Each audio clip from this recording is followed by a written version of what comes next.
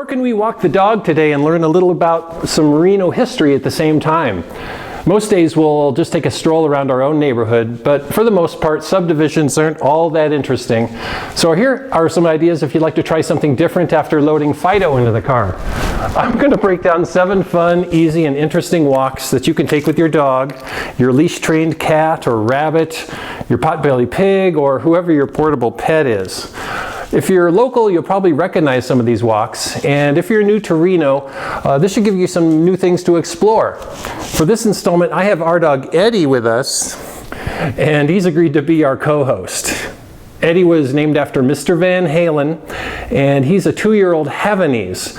This breed takes its name from Havana, Cuba, where they hail from, and the Havanese is actually the national dog of Cuba. Are there any dogs around here that want to go for a walk? Who wants to go for a walk? Eddie, do you want to go for a walk? Okay, we'll go for a walk. Good boy.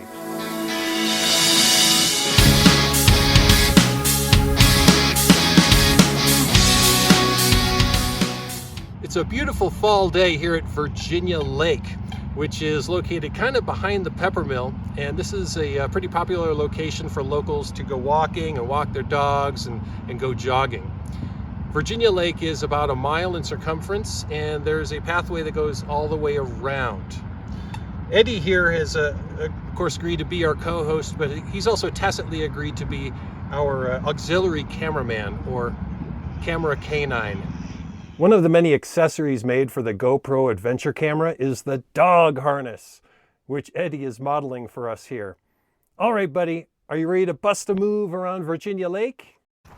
Virginia Lake was actually a WPA project from the 1930s. The WPA stood for Works Progress Administration, and this was one of President Franklin Roosevelt's New Deal programs that were put into place after the Great Depression to put the country back to work. These programs provided jobs and income for millions of Americans. After this property was purchased by Washoe County, up to 60 workers at a time dug out this huge 25-acre basin to a maximum depth of about 12 feet and constructed a footpath and put in landscaping. There are many trees and plants here that are part of the original landscaping from 1938, including these junipers. The lake water is supplied by the Cochran Ditch here. Virginia Lake serves as kind of a rain barrel, and the water leaves via a spillway and a storm drain. The original purpose of this lake was to be a lake for fishing and recreation, and the lake is still stocked with fish today, and it's also the home of thousands of water birds. There's a dog park here, aptly named the Virginia Lake Dog Park, and the location of the dog park was originally a fish hatchery, which operated here until it was closed in 1964 after a massive flood. Virginia Lake officially opened on September 1st, 1938, and it remains a popular draw for locals looking to get a little outdoor time. All right, let's head off to our next destination. Here's a loop that we used to take several years ago when we used to live in the Poundings Addition near downtown Reno. We called it the California Loop because it started on Riverside Drive, looped up through California Avenue, and made its way back to Riverside. California Avenue is actually one of the really cool streets of Reno, and a lot of visitors and tourists miss it when they visit our area. California Avenue was so named because it was one of the one of the early historic routes into California. To do this walk, I'd recommend parking near the McKinley Arts Center or Hub Coffee, and you could actually start or end your walk at Hub Coffee with a caffeine bomb. Head east towards downtown and you can enjoy the sights of the Truckee River and its abundant wildlife all the way up to Virginia Street, where you can cross the river over the newly constructed Virginia Street Bridge. This bridge was completed several years ago to replace the historic 100-year-old concrete bridge, which was starting to fall apart and tended to dam up the river during floods and other periods of high water. Head back down the other side of the river and make your way to Court Street after a short jog on Arlington Avenue. On the corner of Arlington and Court Street, you can actually see 3 of the mansions that we featured in previous episodes: the McCarran Mansion, the Roy Frisch House, and the Lake Mansion. So now let's head up Court Street past some of Reno's finest historic homes, and we'll take a cut over to California Avenue and start heading west. You'll pass more historic homes, including the Nixon Mansion, the home rented by Jack Dempsey, and this one, which in a gatekeeper's kind of structure, houses Harold's automobile collection, a single miniature car that Harold Smith Sr. of Harold's Club used in these photos to poke fun at Bill Harrah and his actual bona fide car collection. Keep going until you reach this set of stairs, which will drop you down onto Booth Street. Head north past Reno High School until you again cross the river to Riverside Drive. Turn right here and you're heading right back to your starting location. I've got a tired dog here. We've been doing some walking today. Very close to that Booth Street crossing of the Truckee River is Idlewild Park, which is another favorite location of locals to go walking and biking and jogging, and even to bring along their furry companions. The land that now comprises Idlewild Park used to be ranch land. It was purchased by the city of Reno in 1921. This park used to have a zoo and carnival rides and a fish hatchery, and even at one time it had what was purported to be Mark Twain's cabin, which was hauled up here in the 1920s from Aurora, Nevada. See my Mark Twain episode for more on that. This park was the home of the 1927 Transcontinental Highways Exposition, which celebrated the completion of Highway 40, the old Lincoln Highway, and Highway 50 through central Nevada. Nevada was poised to reap the benefits of a new automobile tourist trade, so adequate marketing and promotion was in order. California's contribution to the exposition was the California Building, which still stands today with its Mission Revival style. This antique building is coming up on its centennial and serves the community in a variety of functions. Idlewild Park has pathways that extend along the length of the park, and most of them go right along the Truckee River. Bicyclists are encouraged to use the dedicated bike paths, so on the walking paths you should only find creatures with 2 and 4 legs. Here's another body of water in Sparks that is a fantastic stroll, and it also has an interesting backstory. The huge depression that holds all the water here was back in the day a large quarry called the Helms Pit, which was in operation from 1968 until 1995. In 1987, it was discovered that chemicals from an adjacent tank farm were seeping into the 100-foot deep pit, and this became a Superfund site. After the cleanup was done and the area was declared contaminant-free, the property went to the city of Sparks, who planned to fill the pit to a depth of about 30 feet, which, if it went according to plan, would have taken about 2 years, as this area is completely fed by groundwater. However, in 1997, the historic New Year's Day flood inundated this area, and the entire basin was filled to its depth of 100 feet in 2 days. It completely filled in 2 days, which moved up their time frame. This basin is a natural aquifer, which means it's fed by groundwater, and 1 to 3 million gallons of groundwater enter this Sparks Marina every day, and that water has to go somewhere. So 1 to 3 million gallons are pumped out every day into the Truckee River, and that flows downstream and is used by farmers and agriculture, and it eventually winds up in Pyramid Lake.